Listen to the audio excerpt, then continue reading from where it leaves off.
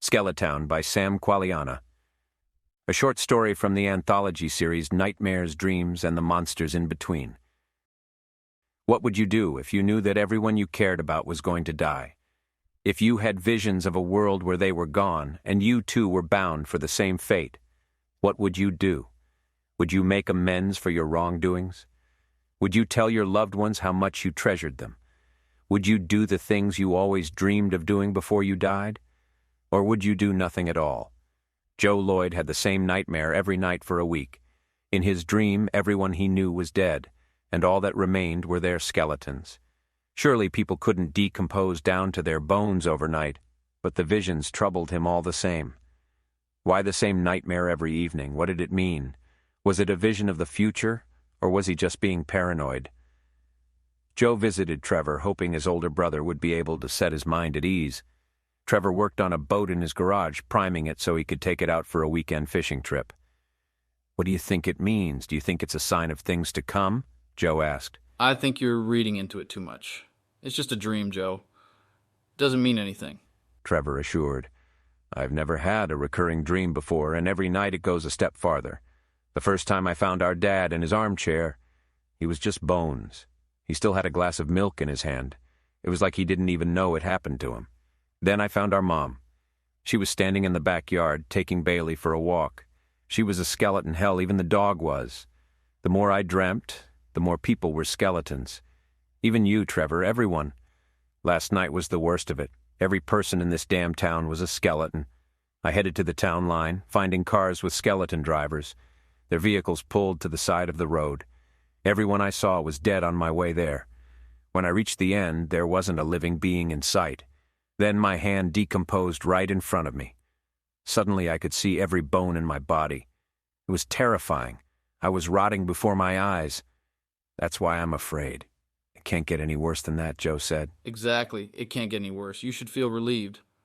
I bet tonight you won't even have a nightmare, and if you do, at least you know what to expect. Trevor said. "Yeah, maybe you're right. I'm probably making it a bigger deal than it needs to be. It's just a dream," Joe replied. "Well, I should get going. I'm supposed to be at the barber's by 2. All right, see you soon. Remember, meet me here tomorrow no later than 5 in the morning. We need to get to the lake early if we want to catch anything." Trevor insisted. 5. I'll see you then, Joe said. Joe laughed at himself as he walked down the sidewalk of his small town. "Skeletons, I must be losing it," he chuckled.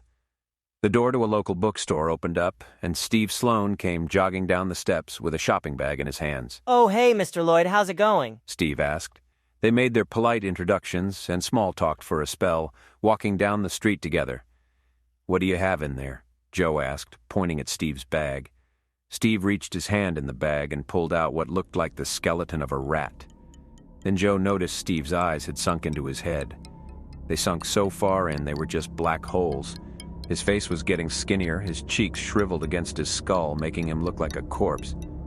Joe gasped in horror, falling backward on a bench. Suddenly, Steve was back to normal. He looked confused by Joe's reaction. "What, do you not like the author?" Steve asked, holding a book in place of the rat. "Sorry, something weird happened to me," Joe muttered. "I'd say so. Make sure you're keeping hydrated. It's a hot one. See you later, Mr. Lloyd." "Yeah," Joe replied, still confused from what just transpired. Joe continued with his day. He kept revisiting his encounter with Steve. The whole ordeal made him sick to his stomach. Was I hallucinating? Are my nightmares becoming a reality? I need to get a good night's sleep. When Joe got home, he called his father on the phone. He had no reason to talk to him, other than just to hear his voice and make sure he was okay. Joe worried about his family. He feared upon falling asleep, his nightmares would terrorize him. And even worse, he feared when he awoke, his reality would become as horrifying as his dreams. There was no point in fighting the inevitable. Joe decided to face his fears head-on. He crawled into his bed, staring at the ceiling, and waited for his nightmares to consume his mind. Shadows of trees danced across the room with each passing car. The soft patter of rain echoed off the roof as a whispering wind howled through the walls. His eyelids grew heavy, and he drifted off into a nearly unconscious state. Joe woke, free from any unpleasant dreams. In reality, it was the best sleep he had in weeks. Joe laughed at himself for all the frightening scenarios he made up in his head the night prior. Joe felt refreshed and eager to spend the morning with Trevor. Joe showed up at his brother's house at 5 in the morning. To his surprise, the boat was still in the garage when he arrived. Joe surveyed the room suspiciously, finding Trevor sitting by the unlit furnace, wearing a sweatshirt with a hood over his head. Joe walked over to his brother. "Hey, did you fall asleep or were you waiting for me before you got that thing hooked up to the truck?" Joe asked, but Trevor didn't respond. "Hey, Trev, are you awake?" He grabbed Trevor by the shoulder, and when he did, his brother fell off the chair. When he hit the concrete floor, Joe got a good look at his face. Trevor was nothing but bones. Joe fell backward, tripping and landing on his butt. Looking closer, Joe noticed his brother's skeletal hands. Trevor had no flesh on his entire body. He was just bones and clothing. It was impossible, just like his nightmare. "No, this can't be happening. I must be sleeping," he said aloud, pinching himself. But when he did, he felt the pain. "What the hell is going on? This can't be happening. Mom and Dad," he whispered. Joe ran down the street. Everything in his town was walking distance away. He ran up the block towards Main Street on the way to his parents' house. When Joe reached the main strip, cars idled in the middle of the road and each driver was dead, only their bones remained. Joe, mortified, ruled out this was no elaborate prank. It was actually happening. Joe stopped at a bench where a skeleton sat. The deceased wore a distinct hat he recognized. When he looked in its hands, he saw it was holding a familiar book. "Steve," Joe whispered. Joe pressed on, and his walk turned into a run. He reached his parents' house exhausted, trying to catch his breath. As Joe got closer, he found his mother in the backyard, walking Bailey. They were both skeletons. It was all happening exactly the same as it did in his dreams. Joe entered his parents' house to find his father sitting in an armchair. Joe's dad was nothing but bones, aside from a robe and a glass of milk, which rested in his skeletal grasp. Joe broke down into tears. Everyone he knew must have died. Why is this happening? What did I do to deserve this? What could I have done differently to prevent it? Joe walked down the street, heading towards the edge of town. He marched until he reached a large sign that read, "Welcome to Skele-town, Texas." When he stopped, he noticed a dark figure standing in the middle of the road. "Are you alive?" Joe asked. "Are you Joe?" The dark figure responded. Joe walked closer, trying to identify the man. "Who are you?" he asked. "It's funny you had all the warnings of how these events would play out, and still you did everything exactly as you did in your dreams." Joe stopped in his tracks. "Who the hell are you?" he shouted.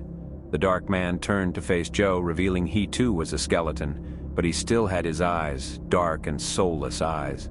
"Did you do anything to make a difference in the world?" the dark man said, stepping closer. "No, Joe. You didn't do anything. "It was only dreams," Joe said. And even when it was reality, you followed the path where you already knew the outcome." "What could I have done differently? Isn't the outcome the same regardless?" "I guess you'll never know," the dark figure said, touching Joe's palm. Joe stared at his hand as it withered away, and his skin turned to ash, only leaving the bones. The dark man walked away, heading out of town. "Wait," Joe yelled as the withering spread across his body. "There's something I need to do." "Then you should have done it a long time ago," the dark man said, continuing to walk away. Joe looked at himself, his flesh ashing from his body. He looked at the dark man as tears filled his eyes. "I'm sorry." And before he could say another word, the withering overtook him. His skeleton collapsed by the sign, and then the sign read, "Welcome to Skele-town, Texas." On that day, a population of less than 1,000 reduced to 0. But they moved on, and other men and women came to the town. They removed the skeletons of every lost soul. They restored their population and rebuilt their community. Nobody ever learned what caused the extermination of Skele-town, Texas. But people there say, if you're hiding skeletons in your closet, it's time you let them out, before the withering eats you away. If you enjoyed this audiobook, please like and subscribe for more content from the Metroshia channel.